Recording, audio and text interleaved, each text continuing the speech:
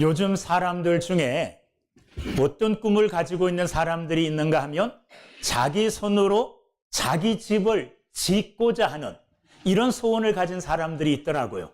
그리고 실제적으로 그 사람들은 그 꿈을 이루고 실제적으로 집을 짓는 것을 제가 요즘은 이 미디어 시대라서 인터넷 들어가면 다 보이거든요. 자기가 실제적으로 자기 집을 지은 것들을 자랑하는 이런 유튜브도 있어요. 들어가 보면 자기가 설계해요, 집을. 그리고 자기가 생각한 대로 그 집을 지었는데 제가 이렇게 봐도 너무너무 아름답고 멋지게 집을 지어요. 그리고 야, 나도 저런 집 한번 지어보면 어떨까? 이런 꿈을 갖게 해주는 그런 사람들이 있더라고요.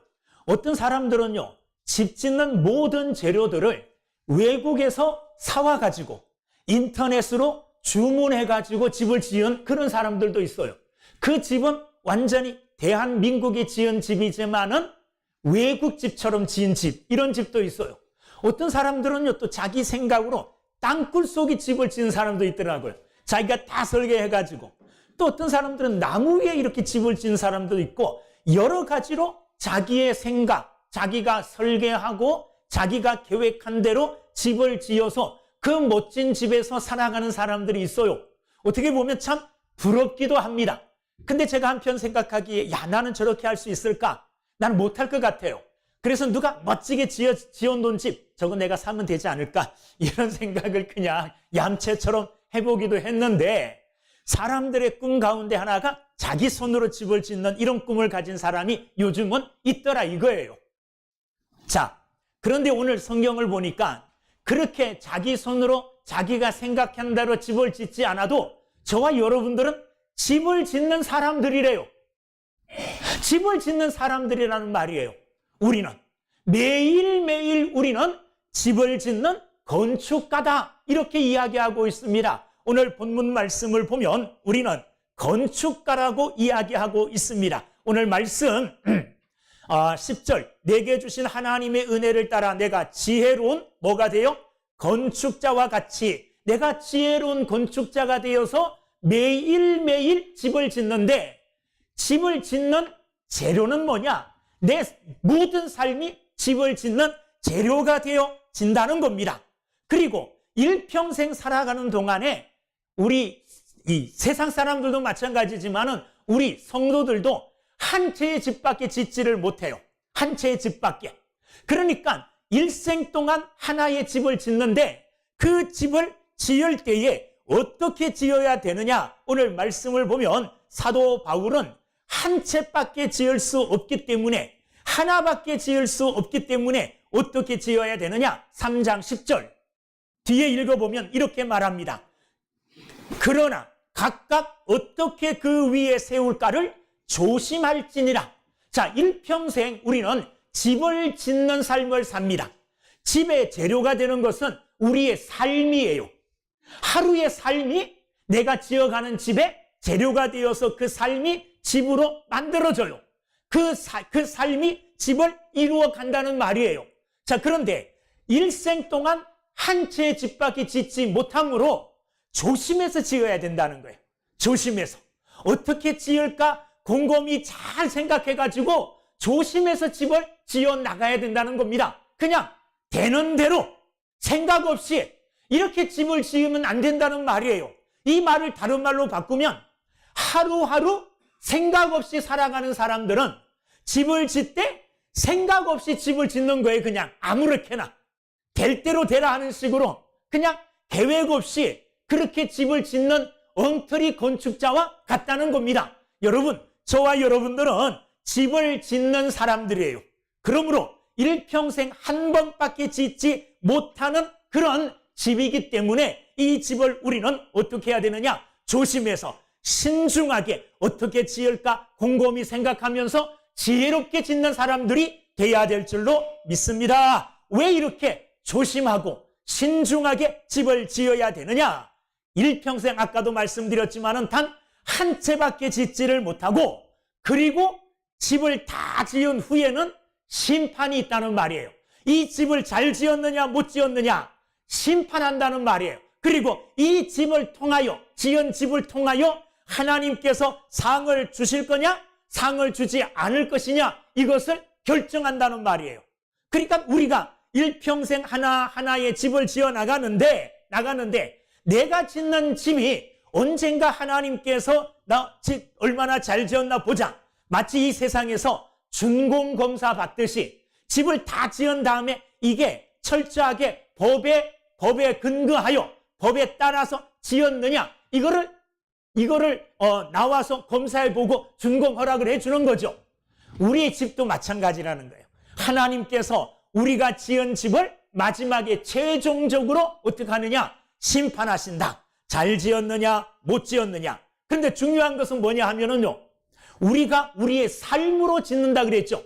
자, 우리의 삶으로 짓는데 생각해 보세요. 하루 24시간을 살아요. 24시간의 전 삶이 내가 짓는 집의 모든 재료가 돼요. 그러니까 우리가 집을 지을 때에는 이 집을 지을 때 이 재료는 사용하고 이 재료는 사용하지 말아야지, 이렇게 결정해서 빼낼 수 있잖아요.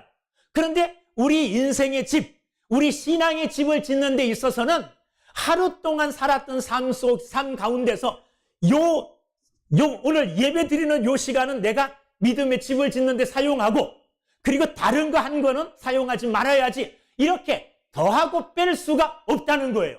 그 모든 삶의 하나하나가 다 내가 짓는 집에 뭐가 돼요? 재료가 된다는 말이에요. 그래서 한평생 살아서 완성되어진 집에는 내가 원하지 않는 재료가 여기저기 섞여 있을 수 있다는 말이에요. 무슨 말인지 알죠? 태어나서 내가 정말로 하나님이 기뻐하는 모든 삶만 살았다면 내가 지은 집은 하나님이 기뻐하시고 멋진 재료들만 사용해서 지었을 거예요. 근데 그렇지 못하잖아요. 죄 지은 것도 있죠. 게으르고 나태한 것도 있죠.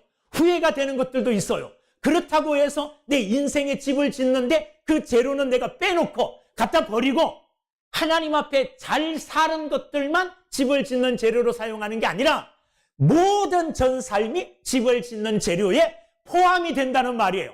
없앨 수 있는 게 없다는 말이에요.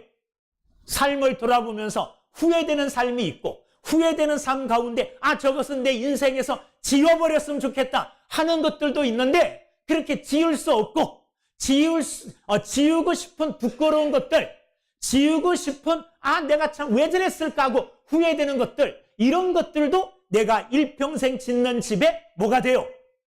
재료가 된다는 말이에요. 그러므로 한평생 집을 지어가는 삶을 살 때 조심해서 집을 지어야 된다는 말입니다. 여러분, 한평생 한 번밖에 지을 수 없는 집이고, 집을 지은 후에는 반드시 하나님께서 그 집을 시험하시고 심판하시는데, 집을 지은 상태에 따라서 상을 주기도 하고 또한 하나님이 책망하시기도 하고 그렇다는 거예요. 그러니까 어떻게 집을 지어야 됩니까?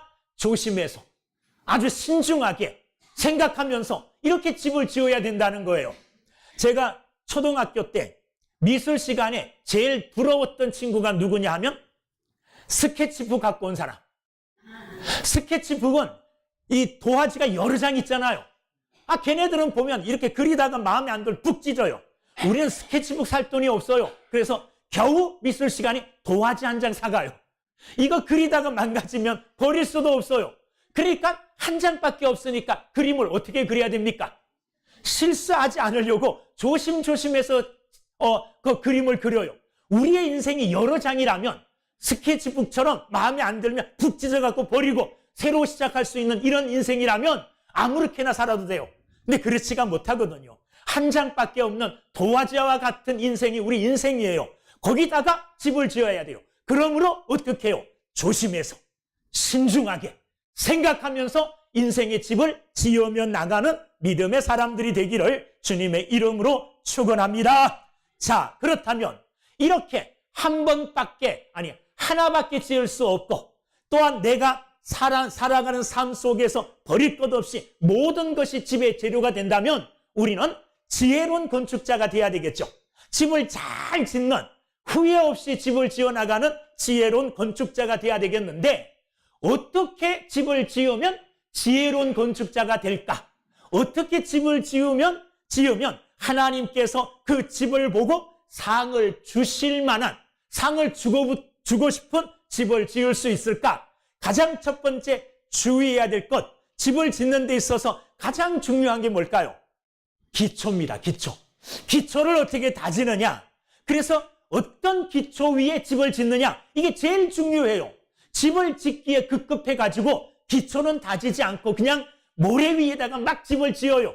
겉으로 보기에는 멀쩡하고 아름답고 괜찮은 집 같아요. 그런데 기초가 뭡니까? 모래이기 때문에 금방 무너져 버려요. 그런 집은 세워질 수가 없다는 말이에요. 우리 인생 동안, 우리가 살아가는 일평생 동안 한 채의 집을 짓는 건축자인데 그 집을 지을 때에 좋은 기초 위에, 든든한 기초 위에 집을 지어야 되겠죠. 그러면 우리 믿음의 집, 신앙의 집, 우리 인생의 집의 기초는 뭐가 될까요? 예수 그리스도가 우리가 짓는 집의 기초가 되어야 됩니다. 오늘 말씀 11절에 보면 11절, 3장 11절 시작. 이 닦아둔 것 외에 능히 다른 터를 닦아둘 자가 없으니 이 터는 곧 예수 그리스도라. 여러분, 우리가 믿음의 집을 지어가고 신앙의 집을 지어가는데 어디 위에다 집을 지어야 되느냐 하면 무너지지 않고 견고한 예수 그리스도의 터 위에 집을 지어야 돼요. 이 말은 무슨 말일까요? 쉽게 말하면 예수 그리스도의 터 위에 집을 짓는다는 말은 일단 믿음의 집, 신앙의 집을 지으려면 예수를 믿어야 된다는 말이에요. 예수를 믿는 사람들에게 그리스도 예수라는 기초, 반석이 생기는 거예요. 그 위에 집을 지을 수 있는 겁니다. 여러분, 겉으로 보기에 멋지고 아름다운 인생의 집이 있어요. 예수 믿지 않는 사람들 중에도 선하고 착하고 좋은 일 많이 하면서 살아가는 사람들이 있어요. 그들의 집은 어떠할까요? 외형적으로 볼 때 멋지잖아요. 그렇죠? 세상적으로 출세했고 세상적으로 부러울 것 없이 다 가졌고 그것 가지고 사람들에게 선한 일하고 좋은 일하고 많이 베풀며 살면 사람들도 칭찬해요. 외형적으로 볼 때 정말 화려하고 멋진 집이 지어졌을 거예요.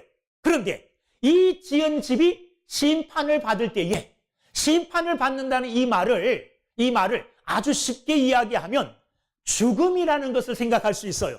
여러분, 이 땅을 살아가는 동안에 우리는 여러 가지 일들을 해요. 일들을 하는데 죽음을 통하여 한 그 모든 일이 내 삶에서 다 떨어져 나가요.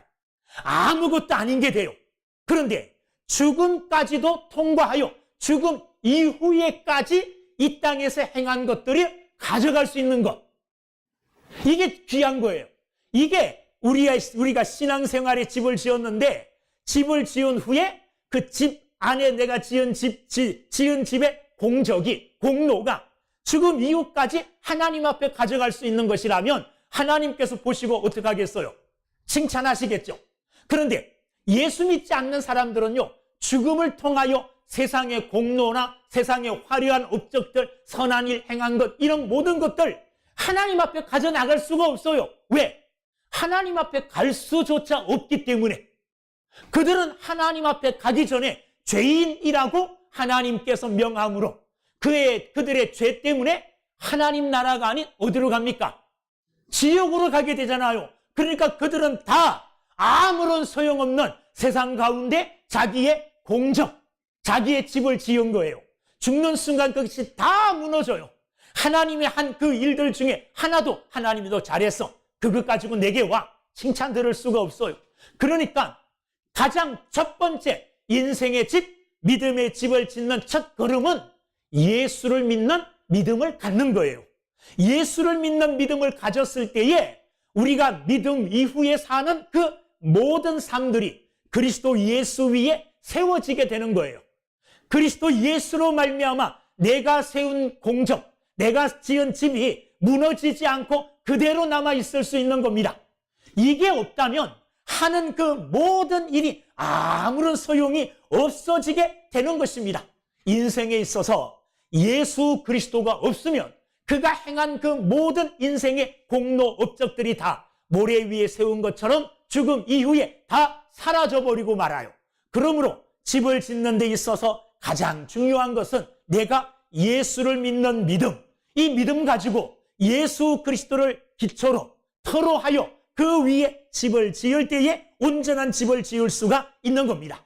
두 번째 지혜로운 건축자는 바른 터 위에 집을 짓되 그 집을 지을 때에 하나님께서 내게 주신 은혜를 따라 집을 지어요. 10절 말씀을 다시 읽어보면 내게 주신 하나님의 뭐를 따라? 은혜를 따라 집을 짓는다는 말입니다. 이 말은 무슨 말씀이겠어요? 하나님께서 내게 은혜를 주시는데 여러 가지 은혜를 주십니다. 그 은혜 중에 하나가 뭐냐 하면 하나님이 내게 일을 맡겨주시는 은혜. 내게 이런 직분을 맡겨주시고 이런 일을 맡겨주시는 은혜가 있어요. 자, 집을 짓되 내 신앙의 집, 믿음의 집을 지어나가되 하나님이 내게 주신 은혜를 따라 집을 짓는다는 말은 하나님이 나를 세워주신 자리에서 너는 이 자리에서 충성해. 너는 여기에서 이 모습으로 충성해. 하고 각각 일을 맡겨주신다는 말이에요. 저에게는 어떤 일을 세길교회 세워주셨어요. 그리고 우리 가정, 우리 집에 나를 세워주셨어요. 친구들 가운데서 나를 세워주시고 하나님이 나를 세워주신 곳이 있어요. 그 자리가 어떤 자리인지를 잘 깨달아서 그 자리에 합당한 것으로 하나님 앞에 영광을 돌리고 그 자리에 합당한 일을 행함으로 그 일들로 집을 짓는 거예요. 하나님께서 저를 목사로 세워주셨잖아요. 목사의 직분을 따라 집을 지어 나가야 되죠. 그 목사가 할 일이 뭡니까? 말씀 잘 연구해서 하나님의 말씀을 틀리지 않게 성도들에게 말씀 그대로 잘 전달하여 성도들이 말씀을 깨닫고 그 말씀대로 살아가게 하는 것. 이게 내게 주신 은혜대로 내가 집을 짓는 방법이에요. 내가 말씀에 충성하지 않는다면, 내가 말씀에 불성실하다면 나는 하나님이 내게 주신 은혜를 따라 집을 짓지 못하는 거예요. 내게 주신 목사의 직분은 잘 감당하지 못하면서 세상에서 다른 것들은 잘해. 잡기는 능해가 운동도 잘하고 노는 것. 우리 노예 목사님들 중에 장기 잘 두는 사람들이 있어요. 목사님들이 장기 대회도 했어요. 저도 옛날엔 장기 한번 뒀는데 이 목사가 장기 둔다는 게 좀 그래가지고 그런 게 참석을 안 했는데 어쨌든 그런 건 능하고 그런 건 다 잘하는데 목사의 직분을 잘 감당하지 못하면 주신 은혜대로 집을 못 지은 거예요. 성가대원들은 성가대에 맡긴 그것으로 집을 짓는 거예요. 그렇잖아요. 그죠? 집사님들은 집사님대로, 장로님들은 장로님대로, 권사님들은 권사님대로 세워주신 그 직분에 따라 하나님이 주신 은혜로 집을 지어 나갈 때에 이게 하나님이 보시는 훌륭한 집이 되게 될 줄로 믿습니다. 그래서 하나님이 내게 어떤 은혜를 주셨는가? 하나님이 내게 이런 달란트를 주셨구나. 하나님이 내게는 특별한 이런 능력, 이런 은혜를 주셨구나. 그것 가지고 감당해 나가는 거예요. 사람들이 이런 일을 하면 사람들이 와 하고 크게 봐주고 이런 일을 하면 사람들이 무시하고 그래서 사람들의 눈치를 보면서 하나님이 내게 어떤 은혜를 주셨고 어떤 직분을 맡겨주셨고 어떤 사명을 주셨나 여기에는 관심이 없고 사람들 인기 따라서 그렇게 일을 한다면 그건 제대로 하나님 앞에 올바른 집을 짓는 게 아니에요. 여러분, 하나님이 내게 어떤 은혜를 주셨는가? 하나님이 내게 어떤 특별한 달란트, 특별한 은사를 주셨는가? 이런 것들을 돌아보면서 하나님이 주신 그 은혜를 따라, 하나님이 주신 그 은사를 따라, 하나님이 맡겨주신 그 자리에서 믿음의 집, 신앙의 집을 지어나가는 귀한 믿음의 사람들이 다 되기를 주님의 이름으로 축원합니다. 그럴 때에 하나님이 기뻐하시고 하나님이 멋지게 인정하시는 아름다운 집을 짓게 되어지는 겁니다. 자, 세 번째 지혜로운 건축자들은 항상 고민해야 됩니다. 어떻게 고민해야 되느냐? 어떻게 지을까?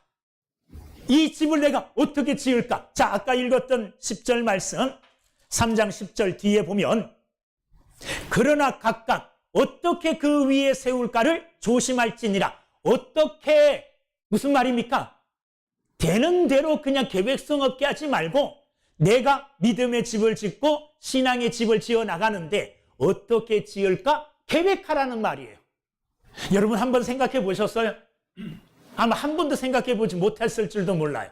내가 일평생 살아가는 동안에 한 채의 집을 건축자가 되어서 짓게 되는데 이 집을 내가 어떻게 지을까? 아까 제일 처음에 서두에 말씀드렸을 때에 자기 집을 자기 손으로 지으려고 하는 사람들은요, 적게는 1년, 2년 계획하고 생각하고 고민해요. 어떤 사람들은 10년 넘게 계획하고 고민하는 사람들도 있어요. 그리고 고민하고 계획해서 집을 짓기 시작하는 거예요. 자, 여러분들이 믿음의 집을 짓고 신앙의 집을 지어서 언젠가 하나님 앞에 섰을 때 내가 지은 집을 가지고 하나님 앞에 나갈 텐데 그 집을 내가 어떻게 지을까? 벌써 이제 기초는 다져졌어요. 그리스도 예수 위에 집을 지어야 돼요. 어떻게 그 집을 지을 것인가? 혹시라도 계획해 보신 분 계셔요? 내 영적 집을 짓는 데 있어서 그 영적 집에 설계도를 그려본 적이 있어요? 없죠. 그런데 오늘 어떻게 지을까 생각해 보라는 거예요. 아, 내 믿음의 집은 내가 이렇게 지을 거야. 그리스도를 기초로 하여 반석으로 하여 정말 믿음의 집, 믿음의 기둥을 세우고 뭐 사랑의 기둥을 세우고 뭐의 기둥을 세우고 거기에 지붕은 뭐로 얹고 뭐 이렇게 영적 내 믿음의 집을 지어감에 있어서 계획을 해보라는 거예요. 어떤 집을 지을까? 어떻게 지을까? 아무런 생각 없이 되는 대로 살면 나중에 지은 집을 돌아봤을 때 이게 내가 지은 집이야 할 정도로 엉망인 집이 될 수 있어요. 기둥이 서 있어야 될 곳에 다른 게 있고 벽이 있어야 될 게 있을 곳에 다른 것이 서 있고 문이 있어야 될 자리에 다른 것이 서 있고 왜? 계획 없이 살았기 때문에 그래요. 여러분, 믿음의 집, 신앙의 집을 짓는 데 있어서 거저 되는 대로 계획성 없이 그냥 하루하루 그냥 아무렇게나 계획 없이 살았다면 그 집은 엉망진창이 될 거예요. 집의 모습도 못 갖출 줄 몰라요. 지혜로운 건축자는 설계하게 돼 있어요. 어떻게 지을까? 그리고 어떻게 지을까? 설계할 뿐만 아니라 그 집을 지어가는 동안에 조심한다 그랬어요. 혹시라도 잘못 지을까?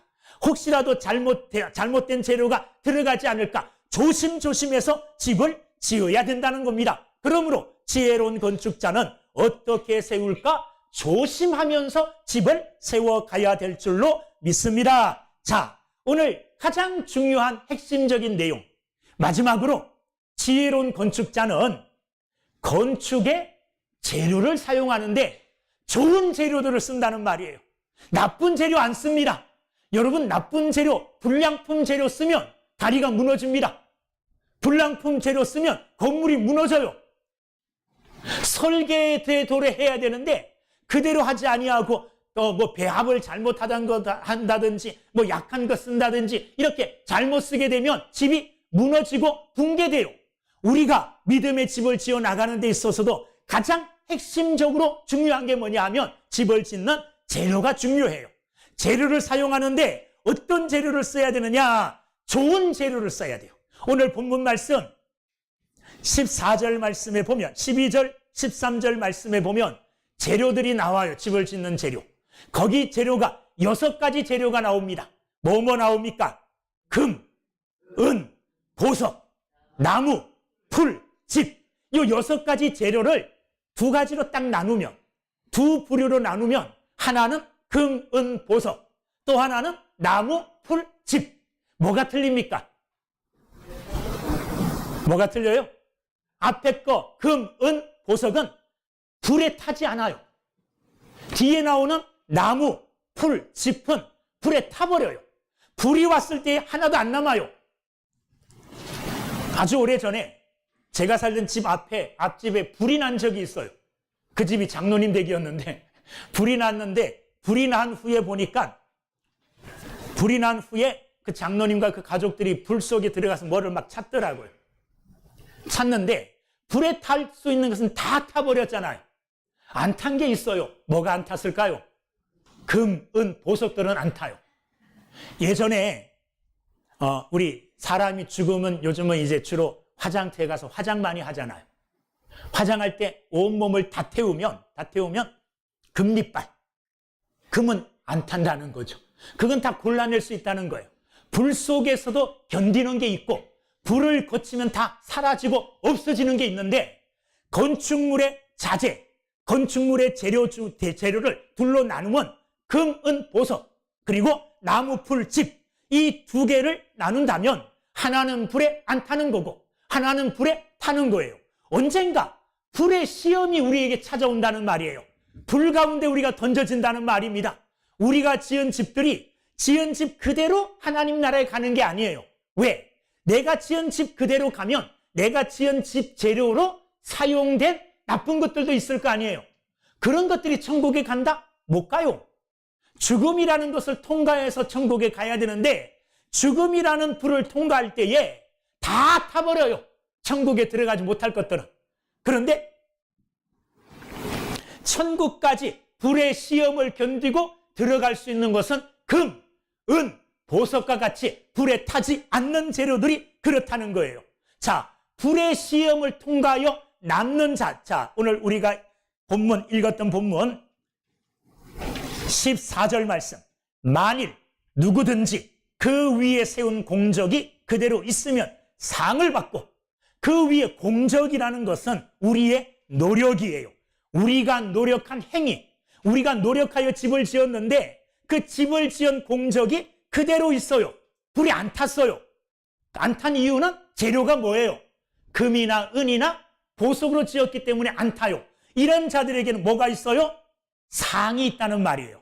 그런데 15절, 누구든지 그 공적이 불타면 해를 받으리니, 자, 공적이 불타면 내가 노력하고 내가 열심히 해서 집을 세웠는데 그 집의 재료가 나무, 풀, 짚이에요.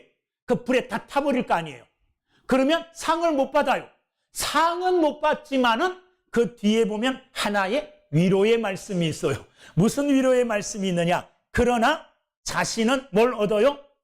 구원을 받되 불 가운데서 받은 것 같으리라.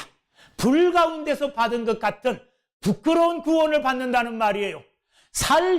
일평생 동안 살아오면서 신앙의 공적이 하나도 없는 거예요. 신앙의 공적이. 불 가운데 구원받은 부끄러운 사람이 있어요. 누굴까요? 소돔성에서 겨우 구원받은 롯. 롯은 소돔성을 하나님이 유황불로 심판하실 때에 빈몸만 그냥 겨우 빠져나와 목숨을 건질 수 있었어요. 자기의 모든 것들이 다 유황불에 타버렸어요. 몸만 부끄럽게 구원을 받았다는 말이죠. 구원에 있어서도 이와 같은 사람 있어요. 성경에 보면 예수님의 십자가 위에서 죽기 직전에 겨우 구원받은 한쪽 편의 강도는 구원받자마자 하나님 나라 갔어요. 그리스도 예수 위에 공적을 쌓을 시간이 있었습니까? 없었습니까? 없었죠. 그러니까 하나님 나라에 깨끗하게 빈손으로 그냥 아무것도 안 가지고 하나님 나라 아마 갔을 거예요. 그러니까 빈손 들고 하나님께 나가 부끄러운 구원을 받았어요. 저와 여러분들에게는 얼마나 많은 기회가 주어지는지 모릅니다. 5살 때 구원받은 사람, 10살 때 구원받은 사람들은 평생을 내가 집을 짓는데 하나님 나라에 가서 하나님께 보여드릴 공적을 만들 수 있는 시간적인 기회예요. 이 시간들을 허투루 보낸다면 부끄러운 구원을 받을 거예요. 아무것도 남지 않을 거예요. 여러분, 이 시간들을 잘 활용하여 금과 은과 보석과 같은 것으로 집을 지어서 하나님께 상 받는 여러분들이 되기를 주님의 이름으로 축원합니다. 자, 그렇다면 가장 중요하게 우리가 살펴봐야 될 게, 나무와 집과 풀과 같은 없어질 것, 불에 타버릴 것, 사실 구체적으로 이런 것들은 뭘까? 한번 생각해 봐야 되겠죠. 뭐냐 하면 사람의 영광을 위하여 쌓는 일들, 하나님의 영광을 위해서 해야 되는데 사람의 영광을 위해서, 내가 영광 받고 내가 칭찬 듣고 내가 높아지기 위해서 쌓는 일들, 이런 것들은 다 어떻게 보면 지푸로 쌓은 공적과 같아요. 예수님께서는 바리새인들을 향하여 뭐라고 말씀하셨느냐 하면 그들은 사람에게 보이려고 한다, 그렇게 말해요. 사람들에게 보이려고 하는 신앙적인 행동들, 사람들에게 나를 나타내려고, 칭찬 들으려고, 사람들의 영광을 구하여 행하는 그 모든 것들은 겉으로 보기에는 화려하고 괜찮은 것 같이 보이지만은 마치 집과 같은 것으로 쌓아 올린 거라 불의 시험이 왔을 때 다 타버려요. 남지 않습니다. 또한 하나님의 말씀을 순종하고 행하기보다는 인간의 지혜로 행하는 것, 인간의 경험을 토대로 행하는 이 모든 것들이 다 뭐냐 하면 집과 나무와 풀로 쌓은 것과 똑같아요. 사도 바울은 고린도전서에서 여러 번 강조하기를 세상의 지혜를 경계하라고 말합니다. 여러분, 믿음의 사람들은요, 세상의 지혜로 행하는 게 아니에요. 세상의 경험으로 행하는 게 아니고 세상 속에서 행하는 것이 아니라 하나님이 주시는 말씀과 아까 말씀드렸던 은혜를 따라 말씀으로 행하여 집을 짓는 거예요.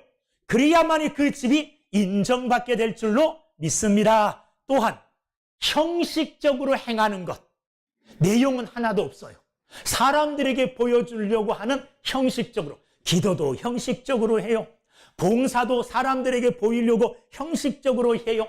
예배도 드리기는 드리지만 감격이 없어요. 예배 시간에 하나님께 마음을 드리지를 못해요. 여러분, 예배는 하나님께 집중해야 되는 시간이에요. 예배는 찬송할 때 찬송해야 돼요. 기도할 때 함께 기도해야 돼요. 대표로 기도하시는 장로님이 그냥 대표로 기도하시니까 나는 아무것도 안 해가 아니라 장로님이 한마디 한마디 할 때마다 아멘으로 같이 뜻을 모아야 돼요. 이게 예배에 참석하는 거예요. 그런데 예배에 참석할 뿐이고 형식적이에요.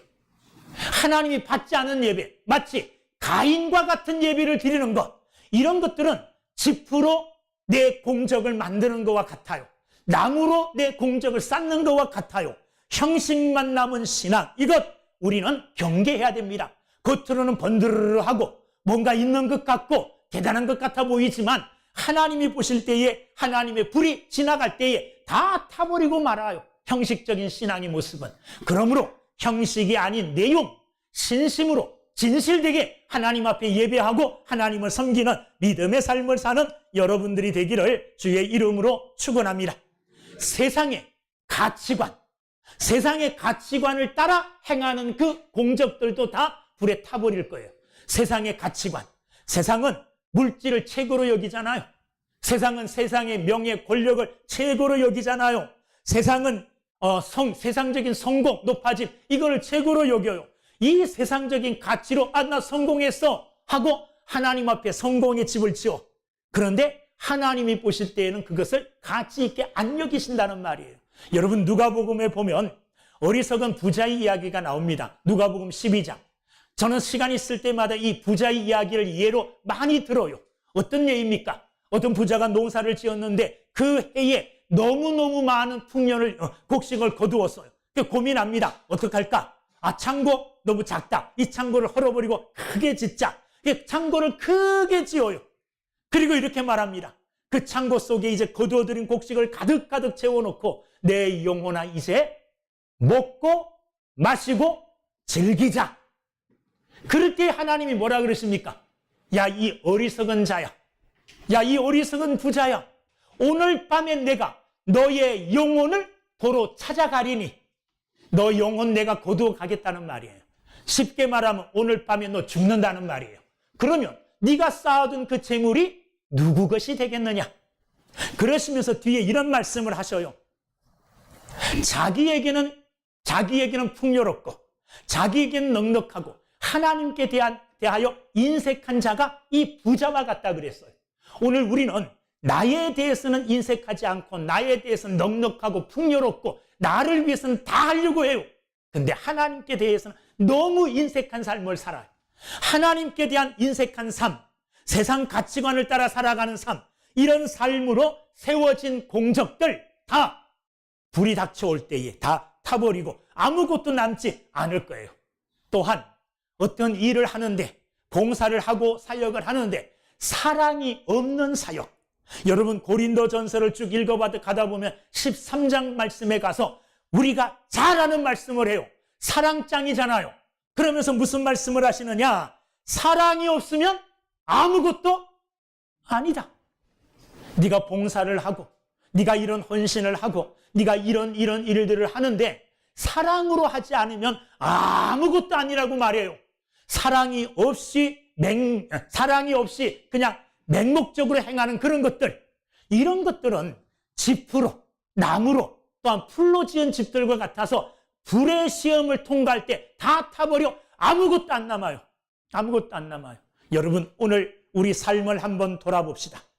내가 일평생 동안 살아오면서 지은 집들이 하나님의 시험의 불이 지나갈 때에 타지 않고 온전히 다 남아있을까? 아니면 다 타버려가지고 내 몸만 남아서 하나님 앞에 부끄러운 구원을 받는 자가 되지 않을까 염려하면서 삶을 돌아볼 수 있는 지혜로운 사람들 되기를 주의 이름으로 축원합니다. 반면에 영원한 가치가 있는 일들이 있어요. 영원한 가치가 있는 공적들이 있어요. 이건 불의 시험이 찾아와도 안 없어진다 그랬어요. 그게 뭘까요? 그게 가장 먼저 생각해 볼 수 있는 것은 어떤 터 위에 세웁니까? 그리스도 예수의 터 위지요. 그러니까 그리스도를 위하여 행하는 모든 일들은 금과 은과 보석과 같은 일이에요. 나를 위해서 행하는 게 아니라, 사람들을 위해서 행하는 게 아니라 이 일은 그리스도 예수를 위해서 행하는 일이야.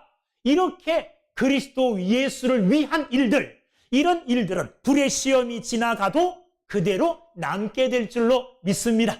여러분들이 어떤 일을 하더라도 이 일은 주님을 위한 일이야. 이 일은 그리스도 예수님을 위한 일이야. 만약에 그렇게 확신되어진다면 그 일을 하세요. 그 일한 공적이 집으로 지어져서 그 집은 하나님 나라에까지 이르러 하나님이 그 공적을 보고 상을 주시게 될 줄로 믿습니다. 그 다음에 내 생각이 아니고 내 경험이 아니고 하나님의 말씀을 따라 순종하는 삶의 열매들, 이런 것들은 불의 시험이 와도 없어지지 않아요. 살아남아요. 아까 말씀드렸듯이 말씀을 근거로 하여 행한 것은 하나님이 기뻐하시는 거예요. 여러분, 성경에 보면 예수님께서 집을 짓는 자의 비유를 말씀하시면서 반석 위에 집을 지은 사람은 마치 누구와 같느냐? 말씀을 듣고 행하는 사람이라고 했어요. 말씀을 듣고 행하는 사람은 마치 반석 위에 집을 짓는 사람과 같다 그랬어요. 그러나 말씀을 듣고 행하지 않는 사람은 모래 위에 집을 짓는 사람과 같다 그랬어요.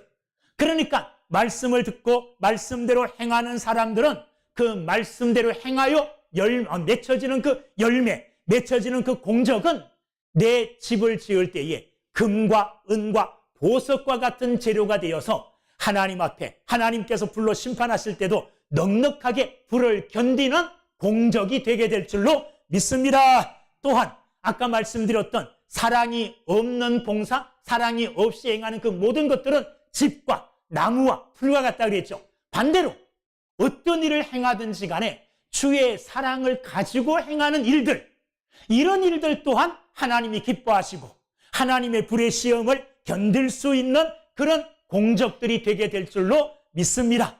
사랑으로 성도들을 섬겨요. 하나님을 사랑하는 마음으로 나와 예배드려요. 하나님을 사랑하는 마음으로 전도해요.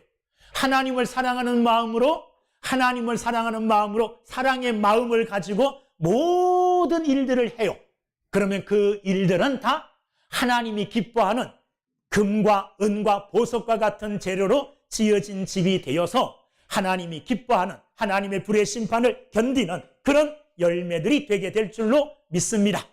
그리고 마지막으로 영혼을 세우는 일, 그러니까 하나님의 뜻과 함께하는 것, 하나님의 가장 큰 기뻐하시는 뜻이 뭐냐 하면 구원받지 못한 사람들이 구원받는 거예요.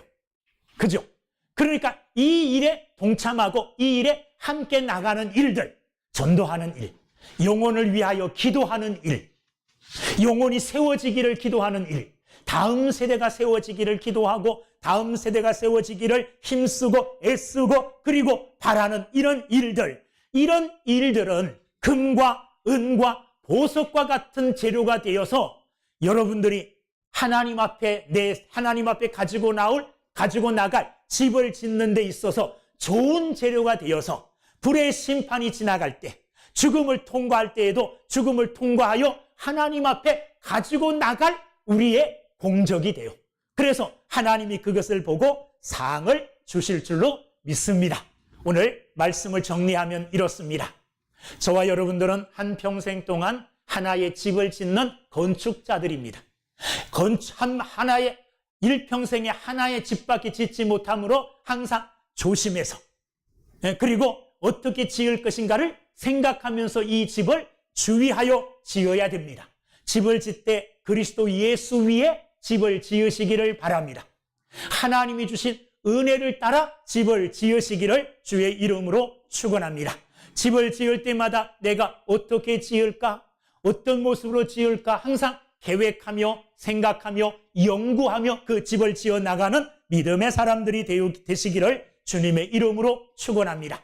그리고 나의 아름다운 믿음의 집이 될 그 집의 재료, 없어질 것들, 풀과 나무와 집과 같은 불에 견디지 못하는 것들로 세우지 말고 금과 은과 보석처럼 불에 견디는, 죽음을 통과하여 하나님 앞에 갈 때까지 살아남는, 나와 함께할 이런 영원한 것으로 집을 세우는 지혜로운 건축자들이 다 되기를 주님의 이름으로 축원합니다. 기도하